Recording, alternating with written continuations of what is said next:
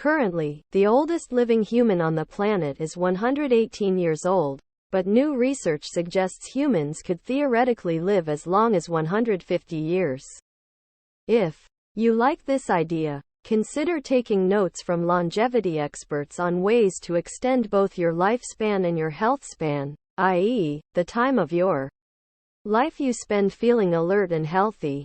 Luckily, most of her recommendations are easy to follow, and her insights into the best drinks for longevity are no exception. Dan Buettner, an author and researcher who studies the world's longevity hotspots, aka blue zones, which include Icaria, Greece; Loma Linda, California; Sardinia, Italy; Okinawa, Japan; and Nicoya, Costa Rica, recently posted a list of these drinks to his Instagram, and it's surprisingly attractive.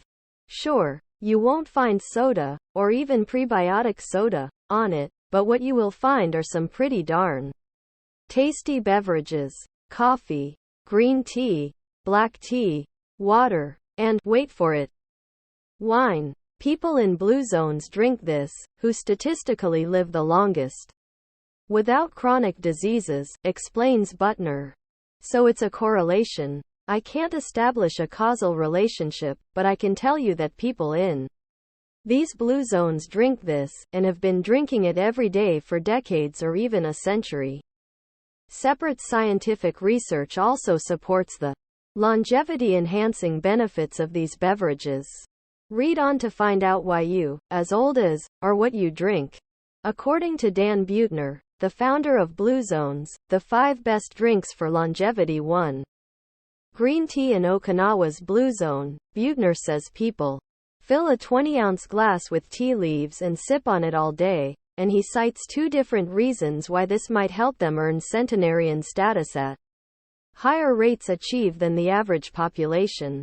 First of all, caffeine has emerged as a net positive, and it's been linked to lower rates of diabetes and Parkinson's, lower rates of heart disease, and sharper focus, he says.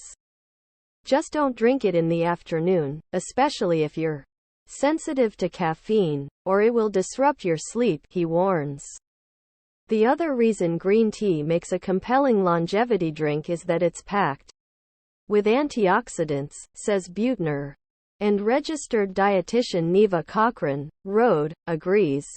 She explains that green tea is high in antioxidants known as flavonols, which have been linked to lowering bad cholesterol. And studies have shown a link between green tea consumption and overall better cardiovascular health. Green tea is also high in antioxidants known as catechins, which protect the body from free radicals. These, along with the caffeine content of green tea and the amino acid L-theanine, which is also found in green tea, help protect the brain. A review of 21 different studies found convincing evidence that green tea consumption is associated with better attention and memory.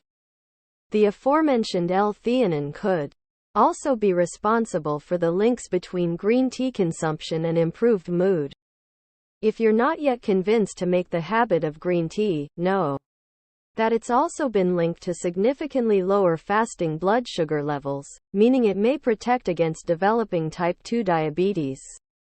Green tea is also surprisingly good for your bones.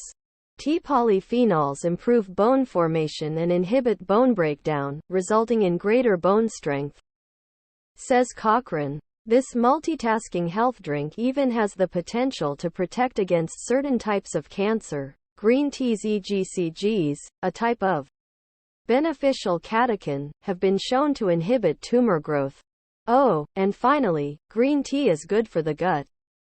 Research suggests that it is a prebiotic, meaning it induces the growth of good microorganisms in the abdomen and reduces the growth of not-so-good microorganisms in the abdomen. Matcha is chock full of catechins, also known as ECGC, which contain anti-inflammatory and anti-cancer compounds, Tracy Lockwood Beckerman, Rhode, previously told Well Plus Good.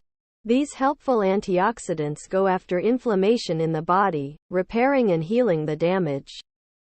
2. Black tea has many of the same benefits as green tea. It also contains caffeine, antioxidant polyphenols, L-theanine and flavonols. As a result, it also protects against the development of several chronic diseases, including type 2 diabetes, cancer, stroke, and cardiovascular disease. And it's even better for the gut digestion than green tea. 3. Coffee. Black coffee also contains caffeine and is packed with beneficial antioxidants. In fact, Butner says, coffee is the primary source of antioxidants in the American diet, although he admits this is largely due to coffee's proliferation. Coffee is also high in essential nutrients, including vitamin B5, for red blood cell formation, manganese, for bone formation and metabolism, potassium, for lower blood pressure, magnesium, for energy production and sleep, and niacin, which helps vitamins turn into usable energy convert. Overall, its consumption is associated with an improved risk of type 2 diabetes, depression, neurodegenerative diseases, cancer, and liver disease. Butner goes on to note that in the Acaria Blue Zone, they grind their coffee very finely and then boil it like Turkish coffee, and he says a different type of antioxidant is released through this process. So there might be an added benefit to drinking the coffee that way, he says. Butner adds that in Sardinia's Blue Zone, coffee is the drink of choice for waking up, but in Costa Rica people tend to drink larger amounts of weaker coffee throughout the day. It's consumed almost like any other beverage and not so much as a pick-me-up, he says. 4. Water. It should go without saying that water is good for you. Obviously the body needs it and can only survive about 3 days without it. But it's also incredibly healthy compared to most drinks found on the shelves these days, as it doesn't contain any sugar, chemicals or additives. In all blue zones, says Butner, people drink water with meals.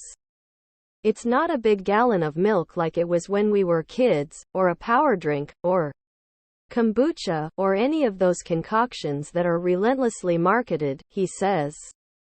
Butner suspects that the water is in blue zones may be healthier than water in other places too. If you ask any centenarian what explains the area's longevity, they'll answer with good food, clean air and fresh water, he says. And it may actually be that the water is cleaner in the blue zones. Access to clean water is, of course, a serious wellness issue in many parts of the world. On the Nicoya Peninsula or in Costa Rica, Butner explains that the water gushing out of the ground is also very rich in calcium and magnesium. When you get plenty of calcium and sunshine, these two conspire to make your bones stronger, so people have fewer fractures and fewer fatal falls, he explains. And magnesium is good for heart function. So that could be a small part of Nicoya's longevity. This theory makes sense when you consider the proven health benefits of drinking bottled mineral water.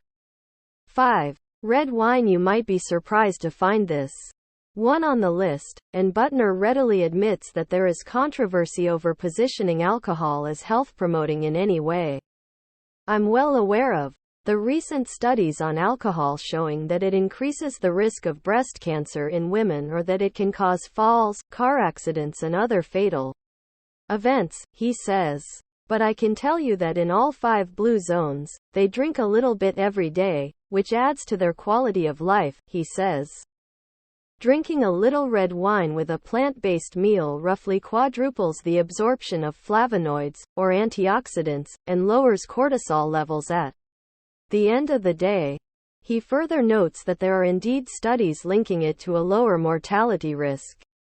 People who drink little, up to 2 drinks a day, actually have a lower risk of death than people who don't drink at all, says Butner. This is likely due to the high levels of antioxidants in wine, which have been shown to protect against cardiovascular disease, type 2 diabetes and even some cancers. And Butner notes, that one should not underestimate the bonding effect of moderate alcohol consumption.